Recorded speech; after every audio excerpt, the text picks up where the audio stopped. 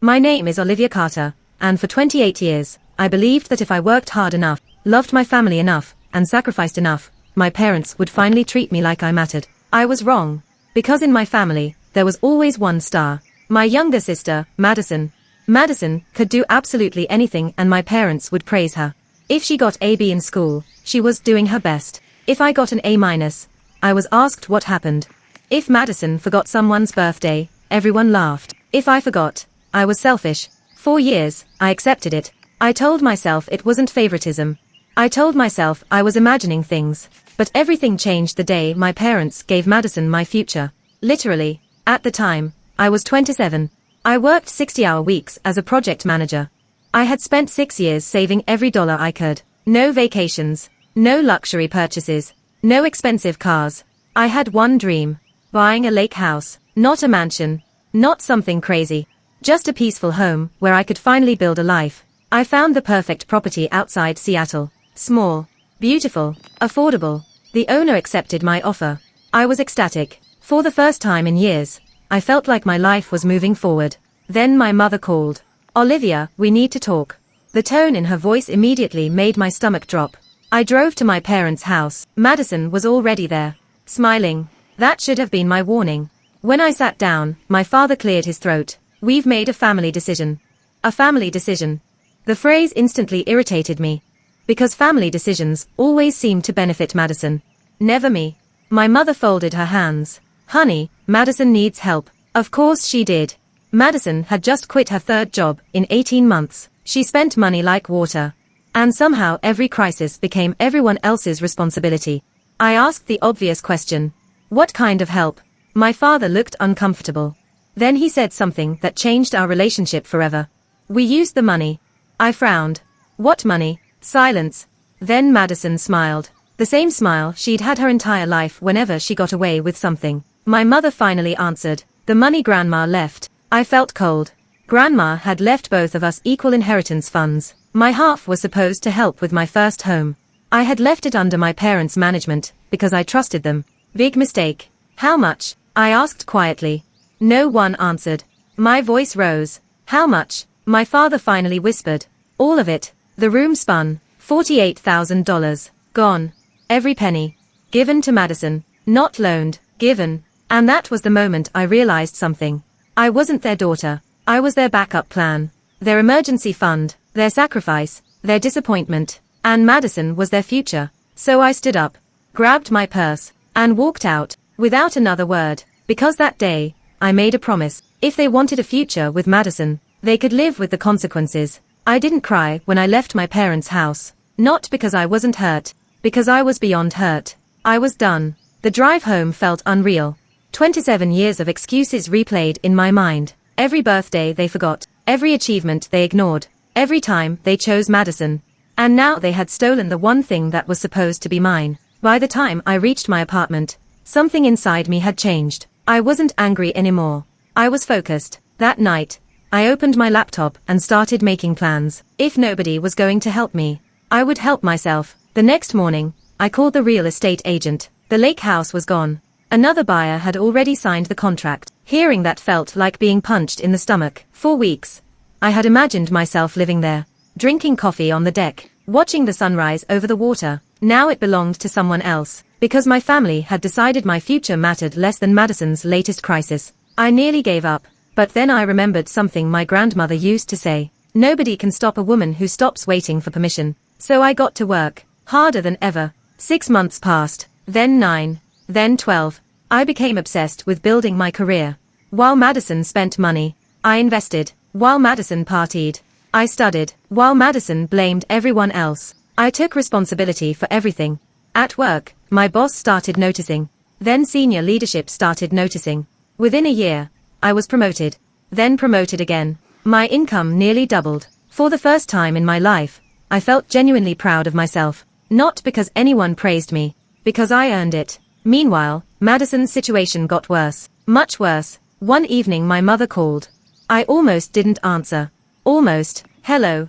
Her voice sounded nervous. Olivia, sweetheart. I already knew she wanted something. She only called when she wanted something. What is it? Silence. Then she said it. Madison needs help again.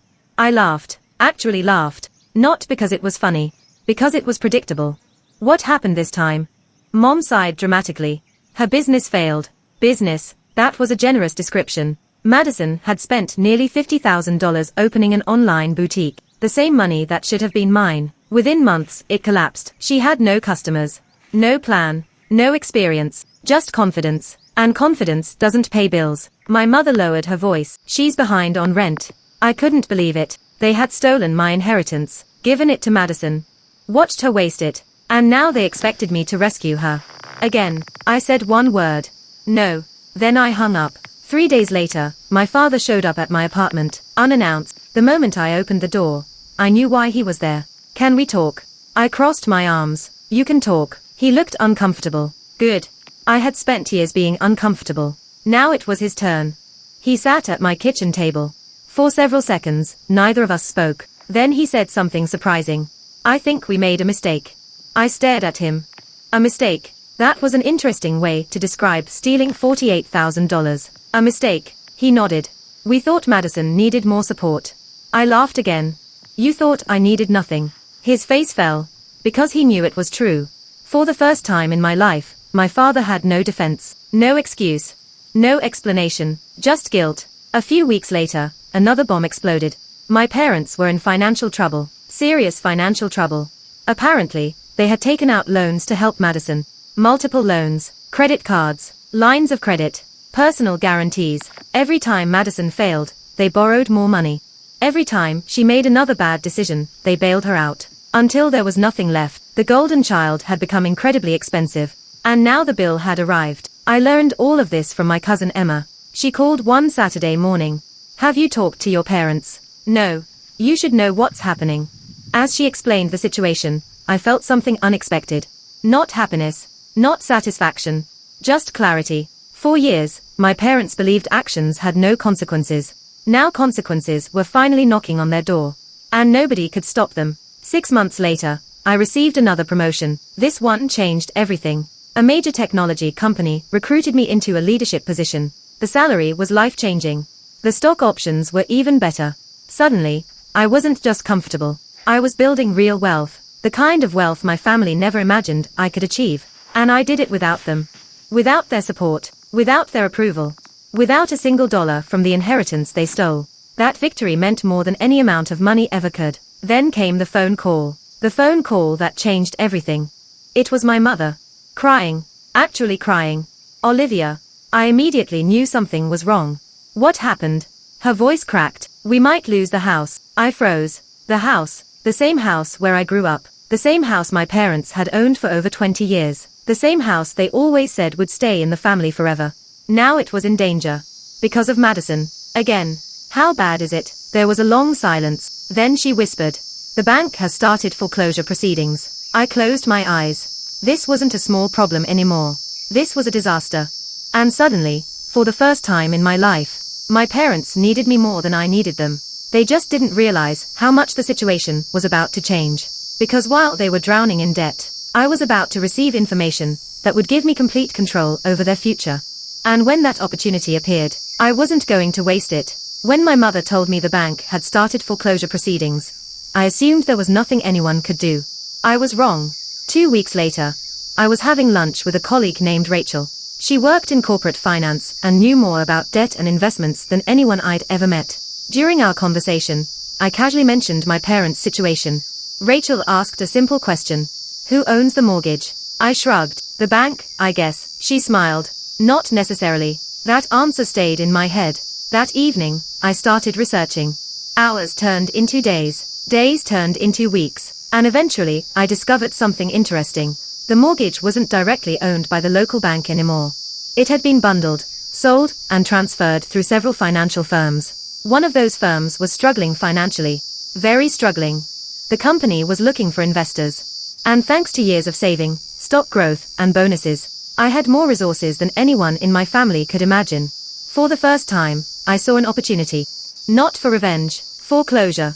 And closure sometimes looks a lot like consequences. 3 months later, I became part of an investor group that acquired a significant interest in the company managing thousands of distressed loans, including one very familiar mortgage. My parents' mortgage. Legally, Properly. Nothing shady. Nothing illegal. Just business. Ironically, it was the same lesson my parents had spent years teaching me. Life isn't fair. Actions have consequences, people make choices. Now they were about to learn what those words felt like. Meanwhile, things were getting worse. Madison's newest business idea had collapsed. Again, another failed venture. Another pile of debt. Another excuse. Nothing had changed. She still blamed everyone except herself. One afternoon, she posted a long social media rant. According to Madison, the economy was unfair. Employers were unfair. Investors were unfair. Family was unfair. Everyone was unfair. Everyone except Madison. I read it and shook my head. Some people never learn. A month later, my parents requested a family meeting. The first one I'd attended in almost 2 years. When I arrived, the atmosphere felt tense. Very tense. My mother looked exhausted. My father looked 10 years older. Madison looked angry. The moment I sat down, she started talking. We need help. No hello. No apology. No accountability. Just help. I almost laughed. My father lowered his eyes. We've run out of options. Those words hit differently than they used to. Because growing up, they always had options. They always had me. Now they weren't sure anymore. My mother reached across the table. Olivia, we're family. There it was. The family card. The same card they never played when I needed support. The same card they ignored when they gave away my inheritance. The same card they forgot when they chose Madison. Now suddenly family mattered again. I calmly asked, where was family when you took my inheritance? Silence. Nobody answered. Because there was no answer. Madison rolled her eyes. It was years ago. Get over it. That sentence changed everything. Any sympathy I had left disappeared instantly. Get over it. $48,000. My first home. Years of sacrifice. And she thought I should simply get over it. I looked directly at her. For the first time in my life, she looked away first. Then my father surprised me. He stood up, looked at Madison, and said something nobody expected. Stop. The room froze. Madison stared at him. What? My father took a deep breath. Then he said, your sister is right. Nobody moved. Nobody spoke. After decades of favoritism. After years of excuses. After countless second chances. My father had finally reached the truth. We failed Olivia. My mother started crying. Madison looked shocked, and honestly, so was I. For several moments, nobody spoke. Then my father continued. We spent years protecting the wrong person. Madison jumped to her feet. Are you serious? Yes. His voice was calm. Firm. Final. The kind of final that only comes after years of denial. We kept rescuing you. Madison's face turned red. You chose her over me. I almost laughed at the irony. For decades they chose Madison over me.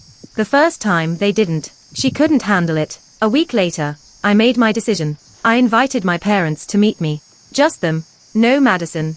When they arrived, they looked nervous. I slid a folder across the table. My father opened it, then froze. My mother covered her mouth. Neither could believe what they were seeing. The paperwork clearly showed one thing. I was part of the investment group that now controlled their mortgage portfolio. Their future. Their house. Everything. My father looked up, speechless. Olivia. I nodded. I know. My mother began crying again. For years, I imagined this moment. The moment I would finally have power. The moment they would need me. The moment the balance shifted. And yet, I didn't feel triumphant. I didn't feel victorious. I felt free. Because revenge isn't always destroying people. Sometimes revenge is proving you never needed them to succeed. I looked at my parents, then I made them an offer. Not because they deserved it. Because I deserved peace. We're going to restructure the loan. Both of them stared, confused. What? You'll keep the house. My mother started sobbing. My father couldn't speak, but there are conditions. Their expressions changed immediately. No more paying Madison's debts. My father nodded. Immediately. No more loans. He nodded again. No more bailouts. Again. A nod. And from this day forward, every relationship we have will be based on honesty. My mother whispered, we can do that. For the first time in my life, I believed her. 6 months later, things looked very different. My parents were slowly recovering financially. The house was safe. The debt was manageable. And Madison moved away.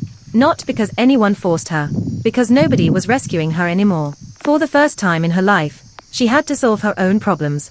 And surprisingly, she started growing up. 1 year later, I finally bought a lake house. A better one than the original. Bigger. Nicer. Closer to the water. The day I got the keys, I stood on the deck and watched the sunset. The same dream I'd lost years earlier. Only now it meant more. Because nobody gave it to me. I earned it. A few weeks later, my father visited. We sat quietly by the lake. Eventually he looked at me and said, "I'm sorry." Just those 2 words. No excuses.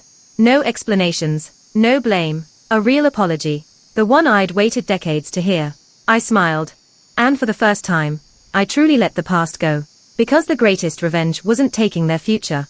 It was building a better one for myself. And the people who once believed I would never succeed. They now looked at my life and saw exactly what they had underestimated. Me.